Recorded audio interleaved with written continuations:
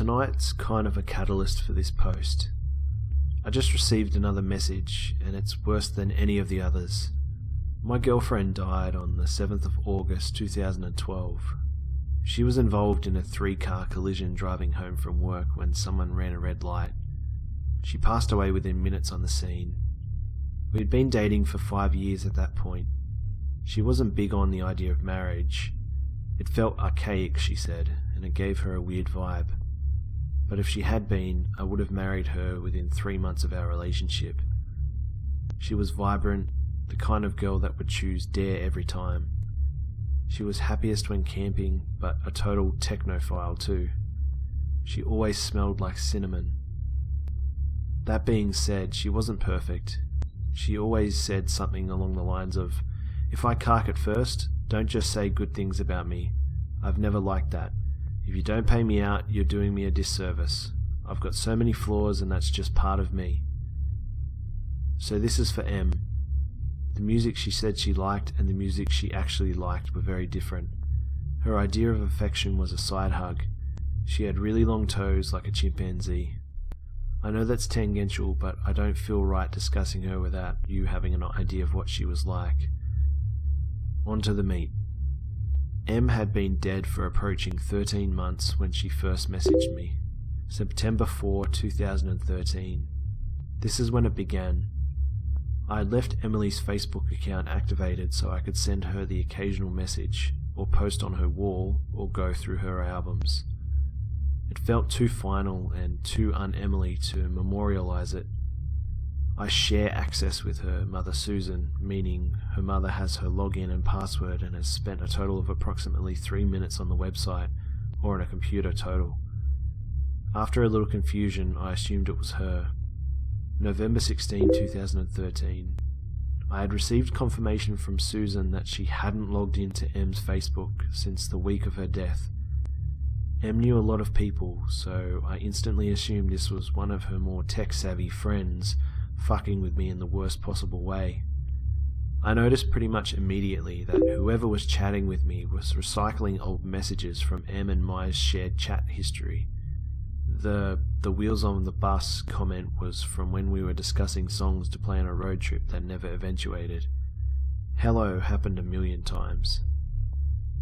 Around February 2014, Emily started tagging herself in my photos. I would get notifications for them, but the tag would generally always be removed by the time I got to it. The first time I actually caught one, it felt like someone had punched me in the gut. She would tag herself in spaces where it was plausible for her to be, or where she would usually hang out. I've got screenshots of 2 from April and June. These are the only ones I've caught, so they're a little out of the timeline I'm trying to write out. Around this period of time, I stopped being able to sleep. I was too angry to sleep. She would tag herself in random photos every couple of weeks. The friends who noticed and said something thought it was a fucked up bug. I found out recently that there have been friends who have noticed and didn't say anything. Some of them have removed me from their Facebook friends list. At this point, some of you may be wondering why I didn't just kill my Facebook profile. I wish I had. I did for a little while, on days when I can't get out of there, though it's nice having my friends available to chat. It's nice visiting M's page when the little green circle isn't next to her name. I was already socially reclusive when M was alive. Her death turned me into something pretty close to a hermit, and Facebook and MMOs were and are my only real social outlets. On March 15th, I sent what I assumed was M's hacker a message. On March 25th, I received an answer. It wasn't until I was going over these logs a few months later that I noticed she was recycling my own words as well. My response seems kind of lackluster here. I was intentionally providing him or her with emotional bait to keep them interested in their game. I was working off the assumption that the kind of person to do this would be the kind of person that would thrive on the distress of others. I was posting in tech forums looking for ways to track this person, contacting Facebook. I needed to keep them around so I could gather evidence. Before anyone asks, yes, I had changed the password and all the security info countless times. 16th of April, I received this. This seems like word salad, like all of our conversations so far. It's recycled from previous messages she sent. 29th of April. I hadn't discovered any leads. Facebook had told me the locations to her page had been accessed from, but since her death, they're all places I can account for. My home, my work, her mum's house, etc. My response here wasn't bait. Yo, ask Nathan was an in-joke, too lame worth explaining. But seeing her say it again just absolutely fucking crippled me. My reaction in real life was much less prettier. I'm not expecting my bond back. Her last few messages had started to scare me, but I wouldn't admit it at this point. 8th of May. I don't really have words for this. Freezing is the first original word she made. This has given me nightmares that have only started to kick in recently. I keep dreaming that she's in an ice-cold car, frozen blue and grey, and I'm standing outside in the warmth screaming at her to open the door. She doesn't even realise I'm there. Sometimes her legs are outside with me. 24th of May. I wasn't actually drunk. She wasn't an affectionate girl, and it always embarrassed her to exchange I love yous, cuddle, talk about how much we meant to each other, etc. She was more comfortable with it when I boozed up. I got fake drunk a lot. Her reply is what prompted me to finally memorialize her page, thinking it might help curb this behavior.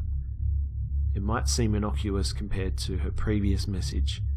It's pasted from an old conversation where I was trying to convince her to let me drive her from a friend's. In the collision, the dashboard had crushed her. She was severed in a diagonal line from her right hip to midway down her left thigh. One of her legs was found tucked under the back seat. Going back in time to the 7th of August 2012. These are logs from the day she died. She was usually home from work by 4:30. This, alongside a couple of voicemail messages, is the last time I talked to her under the assumption that she was alive. You'll see why I'm showing you these soon.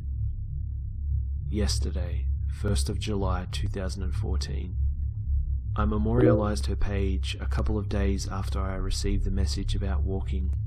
Until today, she'd been quiet. She wasn't even tagging herself in my photos. I don't know what to do anymore. Do I kill her memorial page? What if it is her? I want to puke. I don't know what's happening. I just heard a Facebook alert. I'm too afraid to swap windows and check it out.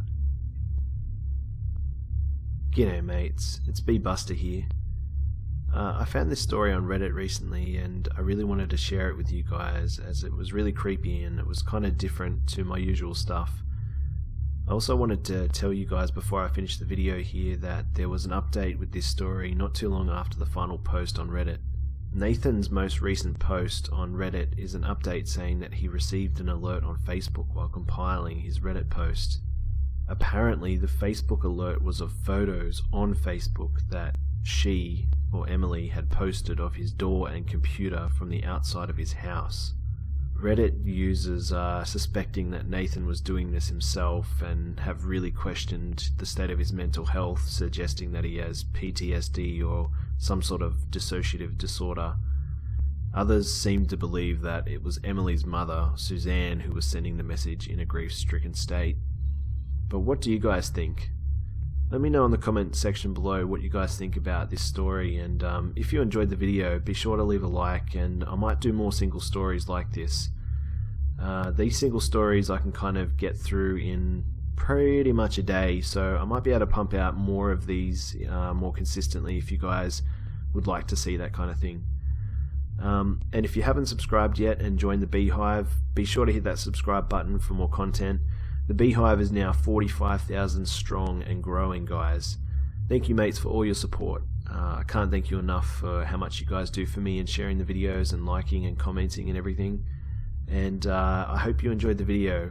and I'll see you mates in the next one.